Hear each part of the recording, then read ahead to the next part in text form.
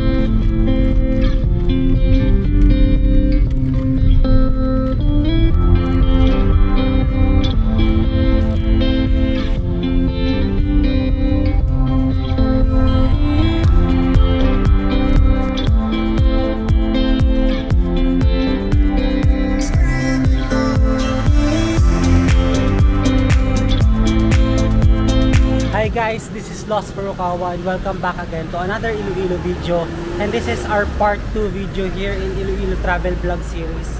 So guys, ang binuko pala sa Grab is mali. Sabi kasi doon Garin Farm Booking Office, pero sabi naman ni Kuya Grab drivers, doon na mismo sa Garin Farm magbabayad ng entrance fee. So kahit siya hindi na rin alam kung bakit, tinuro ako ng Grab doon. Pero guys, nagtanong ako sa kanya ng commute pero hindi niya sinabi kung ano yung cheapest way. And nagsuggest siya na ihatid ako papunta dun sa Garin Farm. So, dito kasi naaabot ng mga Grab drivers yung Garin Farm. Kaya, ang in-offer niya sa akin is 1,500 pesos. So, hindi ko in-accept yung offer niya guys kasi napakamahal. And, pupunta lang ako dun para mag-picture taking and para ma-tour lang kayo, di ba? So, parang hindi siya worth it. So, ngayon nahanapin ko yung mga terminals dito going to San Joaquin kasi nag-research naman ako sa internet kung saan yung pwedeng sakayan or yung cheapest way papunta sa Garin Farm. So let's go, hanapin natin yung mga terminal na malapit dito. And ito na nga guys, start na tayo sa pagiging lost na naman dito sa isang syudad. So diba, ganun talaga sa travel, mawawala at mawawala ka talaga, and experience na rin yun sa akin. So I'm very happy na na-experience ko na mawala sa isang lugar, and natututo naman ako sa mga pagkawala ko. So let's go na guys. So dun guys may SM ulit. Hindi ko alam kung anong tawag sa SM na to, pero katabi siya dito ng Iloilo Marison Inc. So nandito ako sa kahabaan ng Quezon Street. Nababasa ko, Quezon Street siya guys. So sa mga taga Iloilo dyan, dito ako ngayon. So ako'y naliligaw and hindi ko alam kung saan yung papunta sa mga terminal. So magtatanong-tanong tayo. Guys, bago pala ang lahat, subscribe muna kayo sa channel ko. Tulungan nyo naman ako na ma-reach ang 10k subscribers para makapag-giveaway na tayo ng GoPro Hero camera. And guys, sa mga bago nga pala sa channel ko, ako nga pala isang travel vlogger and gumagawa ako ng mga travel vlogs or travel guides, local or international. Kaya sa mga hindi pa nakaka-subscribe, subscribe na. So by the way guys, may nakausap tayo dito na ating kababayan na local. So sabi niya, punta lang daw sa Super. So yun yung malapit na terminal pa San Joaquin. So buti na lang guys, meron kaagad tayo na pagtanungan. Kasi hindi ko talaga alam kung nasang party na ako ng Iloilo. Pero sabi naman ni Kuya Grab driver kanina, downtown area daw ito. Ayan guys, nakarating na tayo sa Robinson's Place, Iloilo. So ito pala siya guys. So pina-follow ko lang yung sinasabi ng locals dito. So nagtanong ako sa security guard kanina guys, and tinuro ako sa mga tricycle tsaka sa sidecar para ipunta sa terminal ko saan may papuntang San Joaquin. So nagbayad ako ng 20 pesos dito kay kuya, and papunta na kami ngayon sa terminal na sakayan. So Estancia Bonifacio Terminal daw yung tawag according kay kuya. So buti na lang guys, may sidecar din. Hindi lang tricycle yung option dito sa Iloilo City.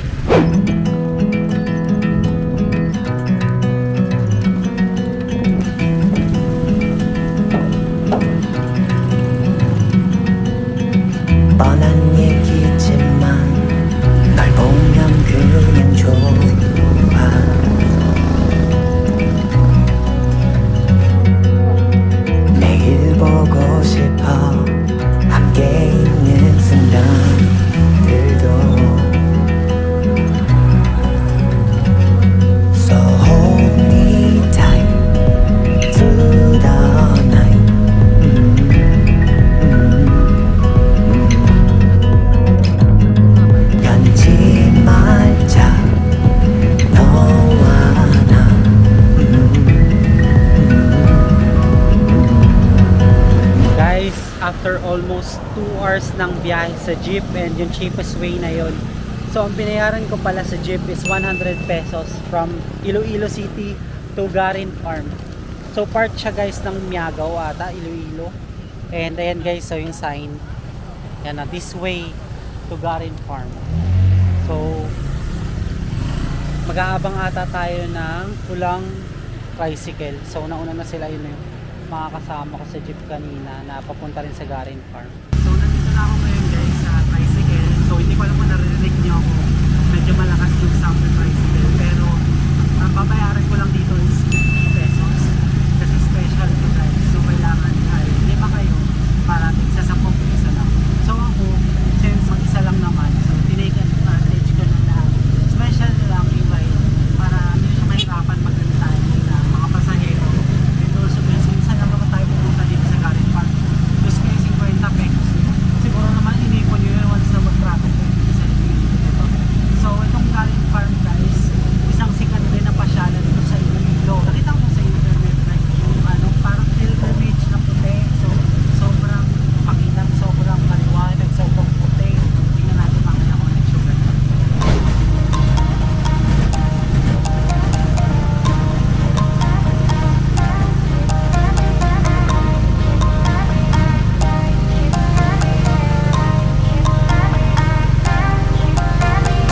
So finally guys, nandito na tayo ngayon sa entrance ng Garin Farm. Yan. So ito yung registration nila or yung pagbabayad ng ticket. I think 150 pesos ito. So check natin mamaya kung magkano nga ba yung updated ticket price nila. Tapos sabihin ko na lang sa inyo. And guys, napakaraming tao ngayon dito. And halos lahat private. I think mga private tours ito. And halos may mga sasakyan din. So reachable kasi siya ng mga private na sasakyan. Pero yung ito, kagaya nito, kailangan pa namin mag-tricycle kapag commute lang. So guys, welcome to Iloilo. Yan.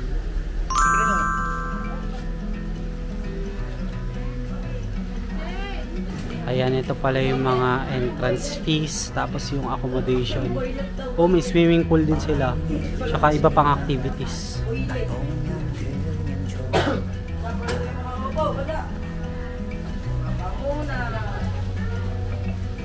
So ito guys, kayo na lang magbasa. Yan, napakarami pala nilang amenities din dito. So saan yung ticket? Ah, dito pala sa cashier area. Nang isa sa ka-ticket. So na-receive na natin ang ticket. Ayan siya. Papasok na tayo. Ay, sorry. Morning. Hello po, thank you. Ah, dito lang po. Ah, register. Okay. So guys, need pa pala mag-register. Register muna tayo. Ganda ng design nila, oh. Mga halaman, tsaka mga vines. Ah, tapos sasakay ba tayo dito? Or lalakarin? Kaya pwede lakarin papunta doon. Thank you. Yan, lalakad tayo. Tingnan nyo guys, ang ganda na nilalakaran ko ngayon. Amazing. So good thing guys na pwede maglakad dito. And also yung maamoy yung nandito sa mga dumi ng kain. So napakarami sa mga kuneho rin, may nakita ko kanina. And also mga manok. So nakambon lang ngayon dito, pero buti na lang tumigil na yung ulan kasi hindi ko may enjoy yung pagtutour sa inyo. Pero pagpasensya nyo kung basa yung sahig nitong daanan kasi maulan talaga dito ngayon sa Iloilo, gawa ng may bagyo, diba? Tingnan nyo guys, so ang gaganda ng mga flowers, color white din. Yan, no? Tapos dito para may ginawa silang mini footsteps and may bahay kubo rin sila dito. Yan. Ang ganda guys, grabe yung design nila dito. Pero prepare lang kayo kasi mapagod talaga kayo dito sa lakaran. Sa wakas guys, nakarating din tayo sa taas ng Garin Farm. Yan, meron ditong restaurant tsaka parang souvenir shop. So hindi na ako kakain dyan guys. Kasi kailangan din natin bumalik agad sa Iloilo City. Napakaraming turista ngayon dito. And want to live longer, feed your body. Want to live forever, feed your soul. Tapos yung isa, want to enjoy life. This is the place. Ayos ah. So medyo hinihingal tayo guys kasi nakakapagod. Garin Farm, a journey from creation to ascension. You are entering a spiritual area. Humility is the key to eternity. And look at this beautiful view guys. Wow, mamaya na tayo umakyat dun. Tignan nyo naman oh. Ang ganda.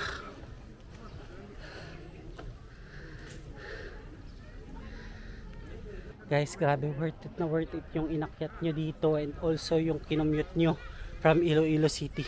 So kapag first time kayo dito sa Iloilo, must try itong Garin Farm, puntahan nyo to guys.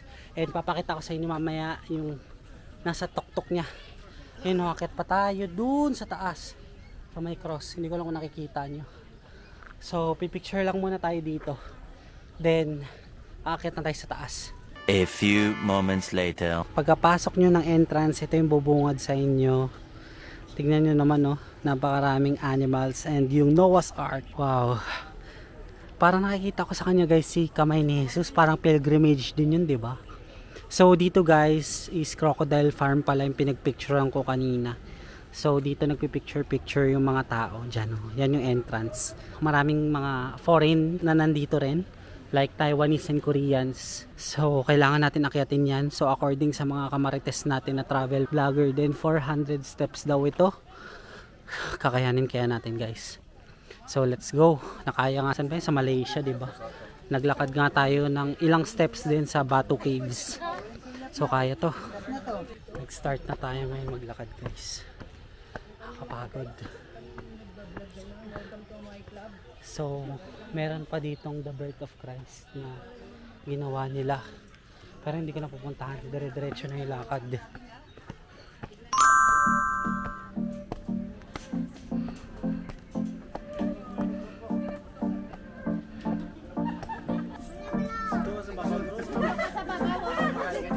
Malapit-lapit na tayo sa katotohanan. Nakakapagod lang maglakad dito. Nasa The Last Supper na tayo. Grabe. Pawis na ako ngayon guys, kakaakyat. Hindi pa rin tapos. Pero malapit na to.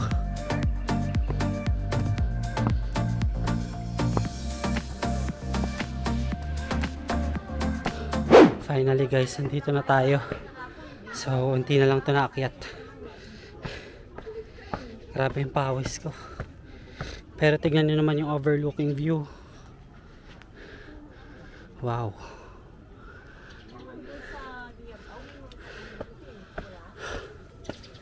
So, saan yung daan? Dito. Yan o. Dito pala yung daan. Papunta sa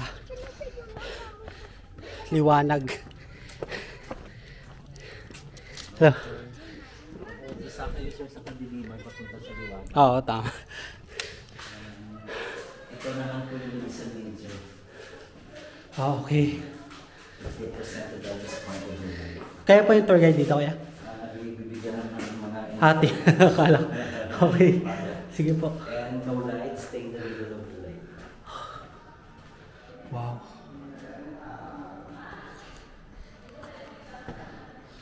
Okay. Grabe guys, oh. Yung mga neon lights lang yung titignan nyo.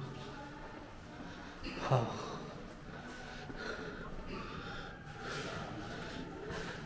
Ayan.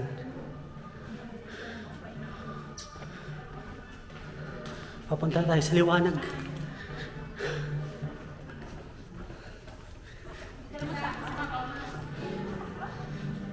Ayan na. Wow. Tingnan nyo naman guys kung gaano kaganda. Parang nasa snow.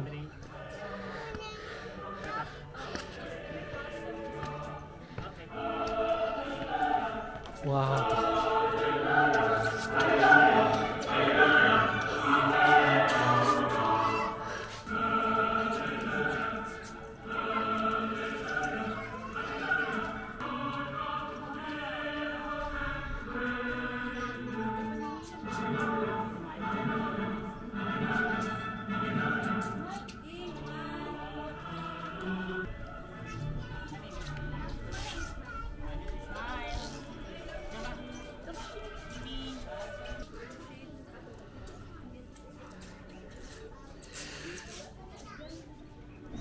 Guys, nakalabas na ako ng pilgrimage and grabe, hindi ako makakita, sobrang pawis ako and napakainit ng feeling kapag nandun kayo sa pilgrimage na yan.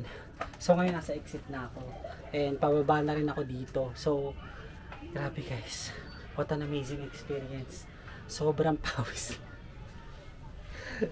Pero worth it naman yung view guys, kaso magdala kayo ng shades. Yun yung tips ko sa inyo kapag pupunta kayo dito. So ang next agenda natin is babalik na tayo, hindi na tayo kakain sa kanilang restaurant kasi almost 2 hours ang biyahe pabalik ng Iloilo City and kailangan ko na mag-check-in. And after ko siguro mag-check-in, magtutour muna ako, then tsaka tayo kakain ng lunch. So mahaba-haba pa ang biyahe and let's go na guys, bababa na tayo. So lalakad tayo pababa naman ng 400 plus steps. Mas madali na to compared sa paakyat.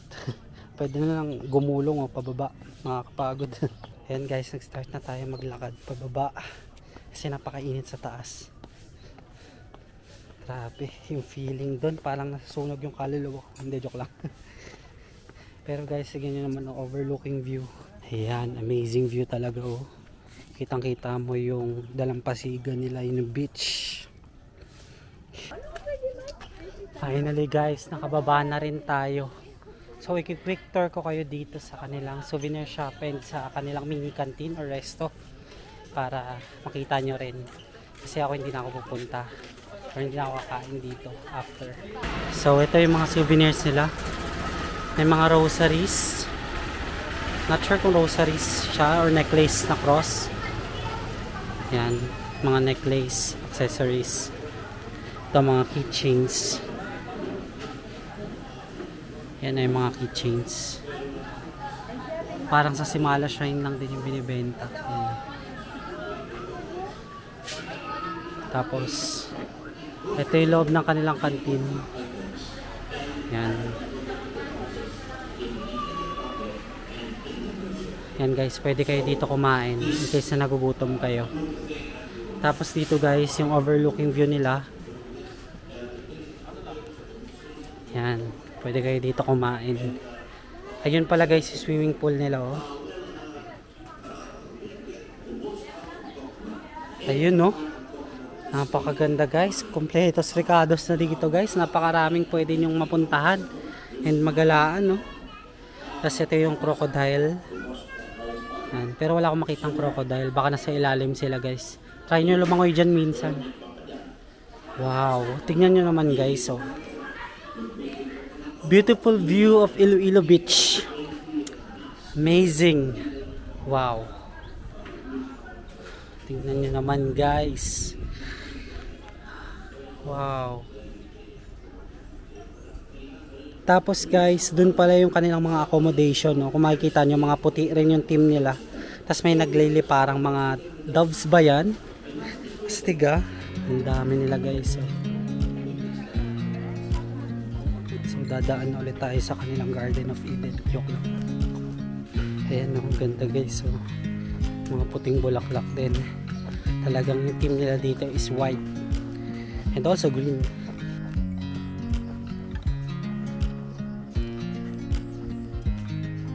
Ayan, papalabas na tayo guys. So, malapit na tayo sa exit. So, ito may mga ano to, pasalubong galing sa Iloilo. Ano to no? Delicacies no? Ayan, may mani. Tsaka, ito banana chips. Ito, peanut candy. Apple ball. Kaya, ano, para siyang yema, no? Yung style.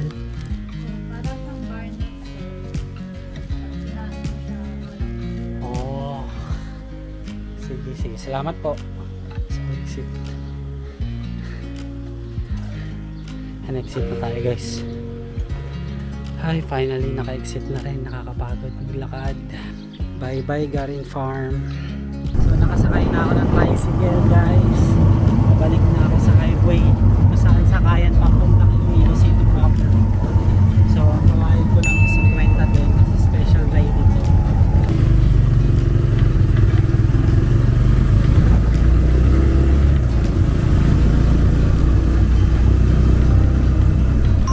So nakababa na ako ng tricycle guys and waiting na lang ako sa jeep. So sana may masakyan tayo kaagad. And hindi ko pa check yung oras. Pero feeling ko ano na alas 12 na eh. So tamang tama pagbalik natin doon sa city proper mga alas 2 na. So pwede na tayo mag-check-in. Papahinga muna tayo sa hotel din mamaya before tayo mag-tour. So quick story time lang pala guys. Nga pala ang sistema dito is hindi muna kayo bubayad sa jeepney driver kasi may conductor sila. So guys, di ba sa Manila nagbabayad tayo kaagad kapag nakasakay na tayo sa jeep. So dito sa Iloilo iba yung sistema nila dahil may conductor sila. Kapag bababa ka na, doon ka lang bibigay sa conductor ng pamasahe mo. And natutuwa naman ako kasi ang organized din nila. And also wala naman nakakalusot na nagawa din kasi naniningil naman kagad yung conductor in case na malapit na yung destination. And natatandaan naman nila kung saan yung destination ng isang tao.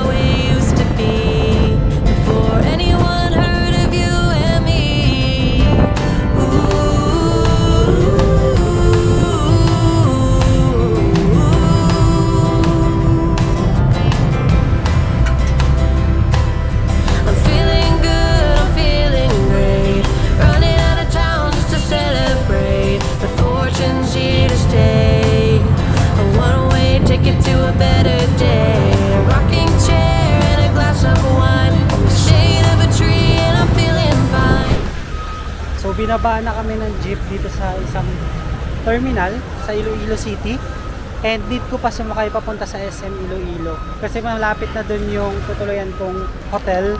So ngayon ang binayaran ko pala kanina is 85 pesos lang, mas mura compared sa papunta. Sa 100 pesos yung binayaran ko, pero dito actually hindi nga siya 85 eh, 75 pesos lang pala kasi 25 yung sinukli sa akin eh. Pero next is dito sakay ako sa parang minibus nila papunta sa SM Iloilo. So magkano kaya yung pamasahe dito? Kaso parang may ticketing sila. Hindi ko alam kung ang tawag sa terminal na to eh. Pero dito kami binaba. Yan, pero maayos naman yung mga terminal nila. May mga jeep, tsaka may mga minibus din. And nakakatuwa yung mga minibus nila. Magaling. Tsaka pansin nyo dito sa Iloilo guys, kakaiba talaga yung mga jeep nila compared sa Manila, di ba? Pansin nyo naman sa mga kuha ko kanina.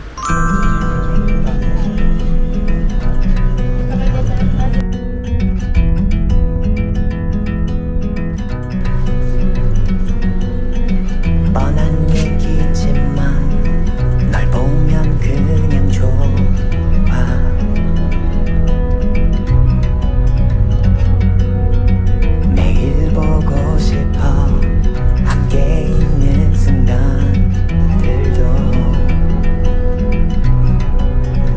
Finally guys, nandito na tayo ngayon sa SM City Iloilo and ang binayaran ko kanina sa bus na napakaganda is 25 pesos lang. So mas angat talaga yung bus dito compared sa Manila kasi parang yung mga minibus natin is naagnas-agnas na ulit yung mga design. So ngayon guys, ang next agenda ko is mag-book na lang ng Grab para makapunta sa ating hotel. So dito ko muna puputulin yung vlog na to. So kung nag-enjoy kayo sa part 2 nitong vlog series ko dito sa Iloilo, don't forget to follow me on my Facebook page and Instagram at Lost Furukawa. And if you want to do business or sponsorship with me, you can email me at lostfurukawa19@gmail.com. And guys, don't forget to hit like, subscribe, and notification bell para updated kayo sa mga bagong uploads ko. That's it guys, I really appreciate you being here. Let's start on another Iloilo vlog again in the next one. Bye!